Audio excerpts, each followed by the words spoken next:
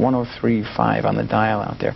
But by my saying, okay, why not? You know, it wasn't what you ever aspired to do when you're a kid. You say, I'm going to get a record deal. Well, you think album. You don't think single. You don't think one cut on a local record. Okay, we'll see what happens. The fluke it was New York City, and I was getting airplay in New York City without a record deal or a manager or even a band at that point. And then the station was owned by a chain, and that chain picked up the song. And now it was causing a bit of a Sure, because now you're in a number of cities across the country. You're going national now. The competition is saying, where'd that song, who is that, how is that? And record companies then turned around and paid attention, and in 1983, fortunately, I got a record deal. Yeah, and then the rest is history. You get bigger and bigger, and now you play more and more dates, and you spend a lot of time on the road, I'm sure. What is the road like for a band?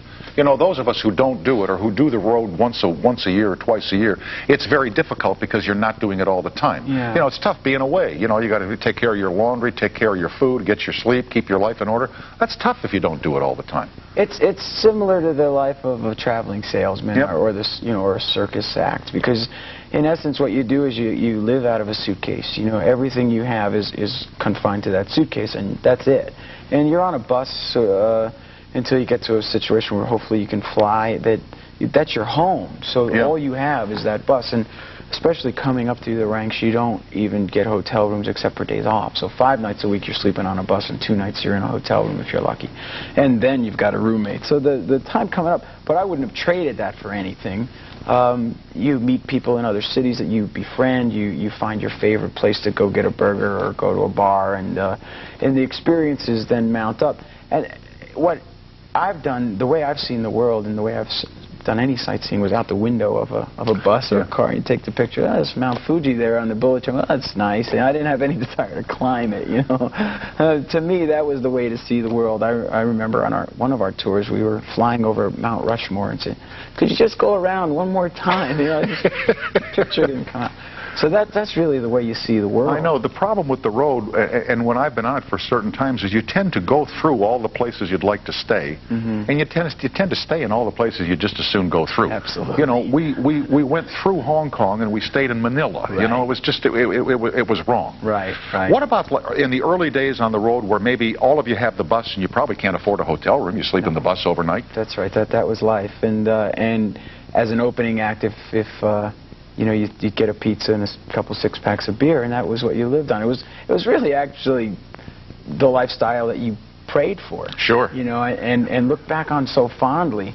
That was the dream, you know, just to get on a bus. I remember our first bus on our first tour in '83, where we sat in the parking lot the entire afternoon prior to that first show on the bus. You know, you left your parents home and you sat on the bus and you said, this is it. This is home. And, you know, you waved goodbye and thought this was way nicer than anywhere that I was just going to live. And by the way, hello world, here we come. Here we come. Yeah. Oh, yeah, I saw, you know, you saw America for the first time. It wasn't just New York and L.A. or where your grandparents lived or, you know, anything like that. You actually got to see the country. It's great. We're with John Bon Jovi. The toll-free line is up and running here at 800-95-CBS-TV.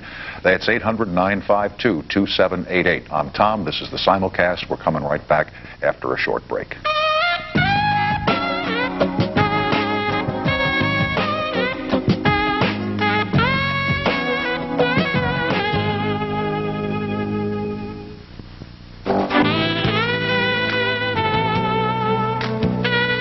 You do Gershwin?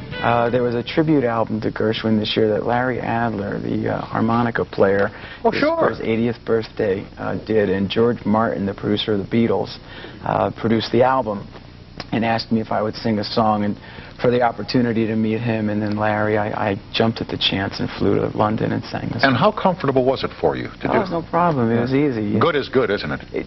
Well, it was fun, and it was an honor to work with both of them, because boy, can Larry play, and George, and the history, and I just said, you got to tell me Beatles stories. And so as long as he would tell me Beatles stories, I just sat there and sang all night for him. Yeah, but I mean, when you sing Gershwin, you say to yourself, good is good. I know. The lyric, though, was so relatable. And I went through everything. I went through a catalog of material to find something that could be personally mine. You know, I mean, Summertime, and some of the other classics didn't really work. This one worked. Yeah. And it was easy for you? It was easy. Here is Steve on the toll-free in Lawrence, Kansas. Hello.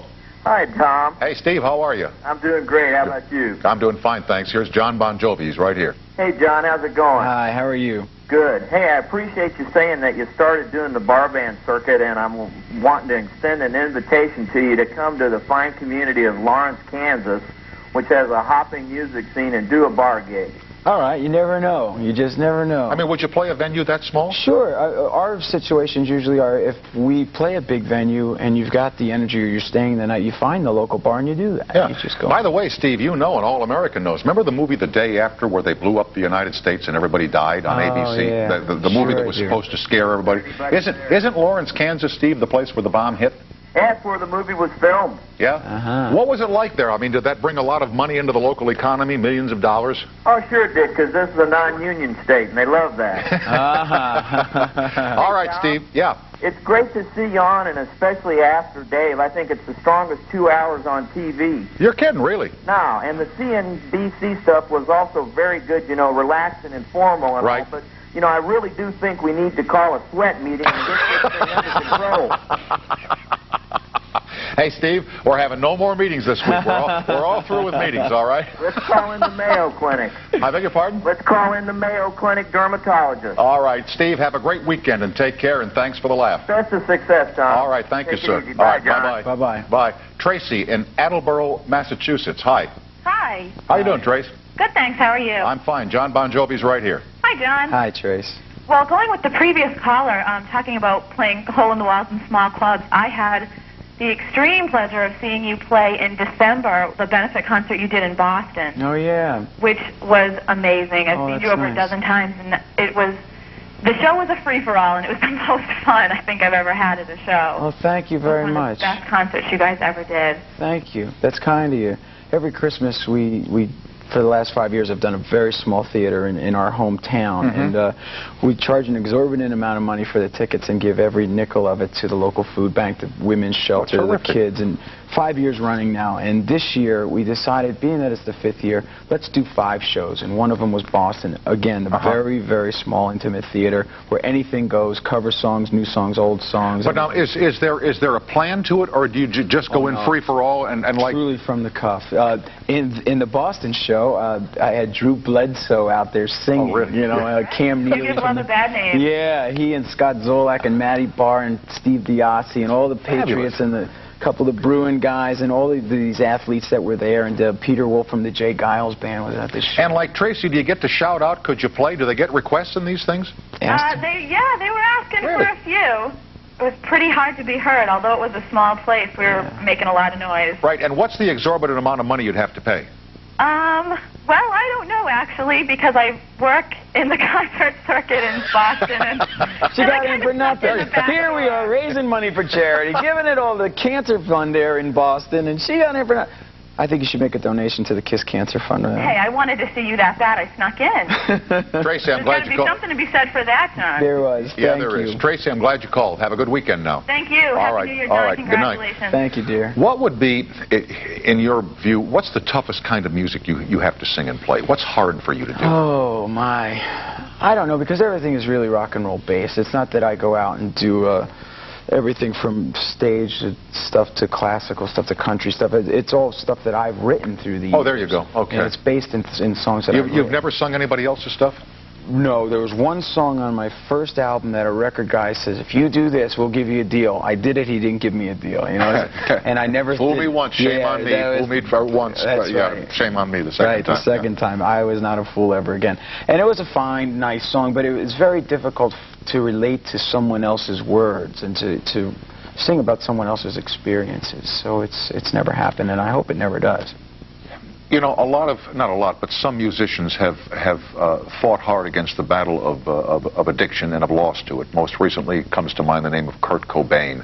When there is an event like that in your fraternity, what does it do to you?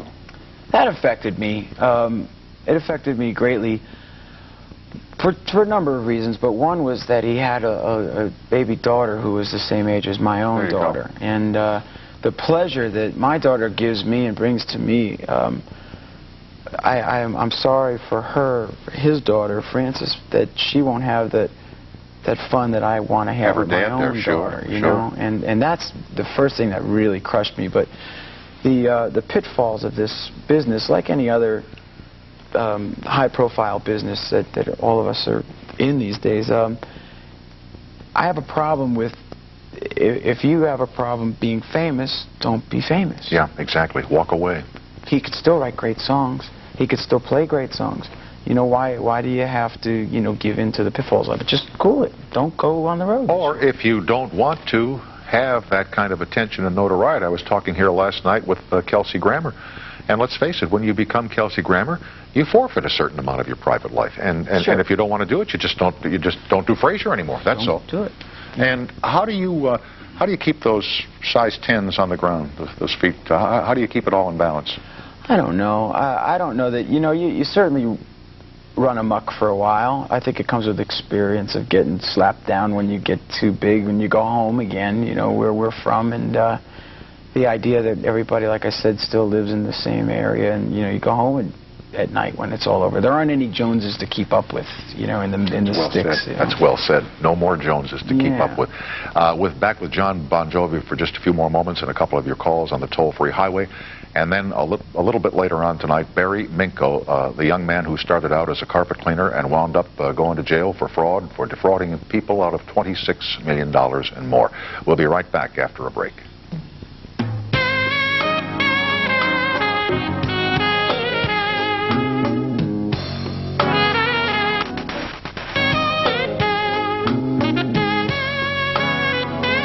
John Bon Jovi tonight. On Monday night, Gary Shandling is here, and the Reverend Bernice King, who is Martin Luther King's daughter, to commemorate the birthday of this great American leader. And here is Cindy on the toll-free line in Mooresville, Pennsylvania. Hello.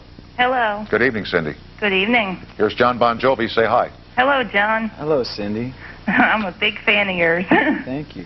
My question to you is, I was wondering how you and the band have stayed together.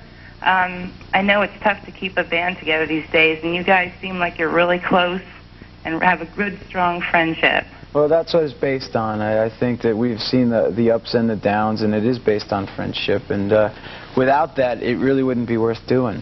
But there have been some changes through the years. There always are. One, is that all? 2 months ago, for the first time in 12 years, we lost our bass player who's left the band. But other than that, I've never had anyone else. And there will be no replacement named for Alec, our bass player. There won't be another bass player named. No. It's hard to hear that. The loyalty is. But then don't you? I'll hire a guy for a tour or something. But I got you. But there'll be no permanent bass player. There will be no member of the band. In the foreseeable future. I don't think I've ever heard of a band that did that. Where if well, somebody passes away, you don't replace he or she. No, my guys have been incredibly loyal to me for the 12 years we've been together, and I had no intention of hiring or bringing in a member, of the band. Very good. Cindy, I'm glad you called. Thank you. Thank you. All right, have a good evening now. You too. Bye-bye. So bye-bye. You're going to be in the movies, Moonlight and Valentino. When can we expect this to come? I hear April, May. It's all done. They've put it together now, and it's my first time out at it. It was a challenge. I wanted it as a... I mean, you're not you. You play a role in this? I play a role in the film. I guess... They believe that I'm Valentino throughout the film, and it's a bunch of wonderful actresses: Whoopi Goldberg, Kathleen Turner, Elizabeth Perkins is the star of it, and a man named David Onspot directed it, who did Hoosiers and Rudy. And some really great. Did you see Rudy, by the way? I sure did. Isn't that a great picture? Great picture. Yeah. What a great. I mean, just a little tiny picture. I love that. And the other one I loved, there was this picture out over Christmas with Bonnie Hunt. Who I'm crazy for Bonnie Hunt. Remember, she's with Charles Grodin in the dog picture. Beethoven, right? It was called Only You, where they go to Italy. And Pavarotti sings, and they take a tour of northern Italy. It was just a wonderful picture. I love movies. I'm a big fan of movies. How was the experience of, starting and stopping in motion picture work, where you do your scenes, and then you go to your trailer, and then you come back? That's tough work. Very tough discipline. Yeah, it's a long time and big setups, and, it's a different discipline is the way I looked at it. It's much different to speak someone else's words, to have to take on someone else's actions. But the challenge is what excited me. It wasn't something I jumped into. I've waited quite a long time to even be interested, let alone take it on. But with this project and these people, it was something I couldn't say no to. Yeah, and then you had a Christmas video, as I recall, with Cindy Crawford, where you just kind of sucked face for a... One has to suffer for their art once in a while, Tom. It's tough being me. All in the good name of charity, nonetheless. You know, it's the Special Olympics, actually, something I've been very involved in for a number of years. I know. And their album, the second album, because I've done both of them for them, was done a couple of years ago. And Herb Ritz, the fine photographer, is a video director. And he asked me if I would do the video for the song I had sung 2 years later. And he, being a very good friend of Cindy's, pulled her in. And, you know, it's tough being me. And it's probably the reason she's now getting divorced. Oh, come on. Oh, stop it. Yeah. I think we should retake a couple of those shots. I'll bet you 5 against 40 that you might have been a little shy about it. Just a little bit. I know. I'm lying. See what a good actor I am. You know, if you're this good in Moonlight and Valentino, you got a hit on your hands, kid. Anyway, Happy New Year. Thanks for coming in tonight, and happy baby. Yes. Boy or girl, you don't know. Baby, that's all I care healthy. about. Good luck and Thanks, much love. Tom. Thanks, Bon Jovi. By the way, the new CD is out now. It is John Bon Jovi. It is called Crossroad. It's a collection of great hits. We'll be right back with Barry Minko and the story of the $26 million swindle right after these messages.